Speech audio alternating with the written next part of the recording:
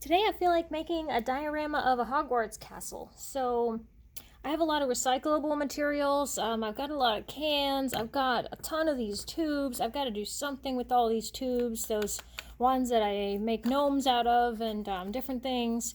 They're really versatile. I mean, a castle is just a good thing to do with them because you could use a whole bunch of them and your castle can look all different kinds of ways. So, it doesn't have to fit a certain model. I've got this little strawberry basket. I actually have quite a few of these and I like the pattern on it. And it kind of reminds me of the side of one part of the Hogwarts castle. So I'm thinking I might be able to incorporate this somewhere. Of course, painting over everything. I know these are all different finishes. You've got the plastic, paper, and then metal, and of course some cardboard. I always have scraps of cardboard. This is just a lid to a box of paper.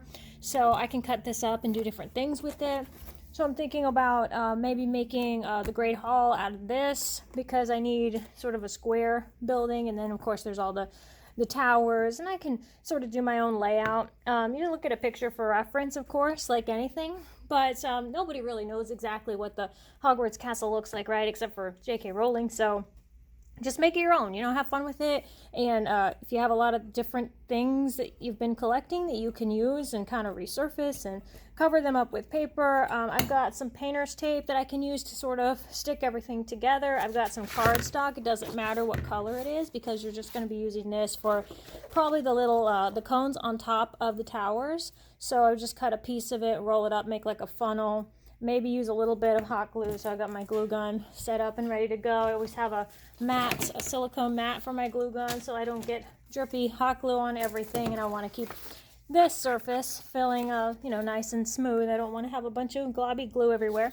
So it's a good use of some weird color paper that you don't have any other use for. So you can kind of measure those and play with them and figure out what you're going to do. But I think this one's going to be a fun project. It's probably going to take me a few days to finish.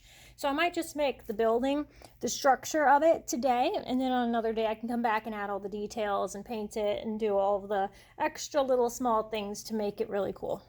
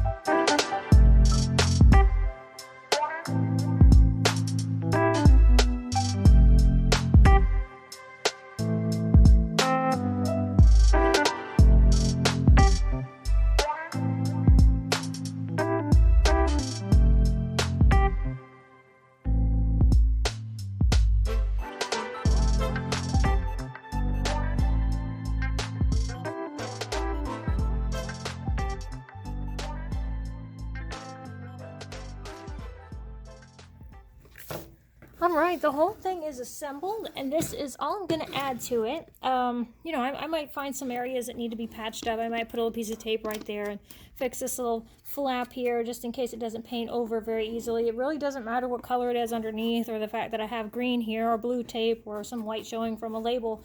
That doesn't matter because I'm going to paint over the whole thing. Some areas are going to need some extra coats, like on the can, because, this smooth surface, it could get scratched, and I have to make sure that I cover all that really well. I've got a lot of hot glue cobwebs all over, but I just pull those off. But this is turning out to be a really cool project, and I like it because it's something that you can spend as much time or as little time as you want on it, and it can still look pretty cool. You can really go crazy with all the detail and make it really ornate if you want. And even if you're not into Harry Potter, which I don't know why you wouldn't be, but in case you're not, you can always just make this a princess castle or whatever you want. I think this is going to look pretty cool.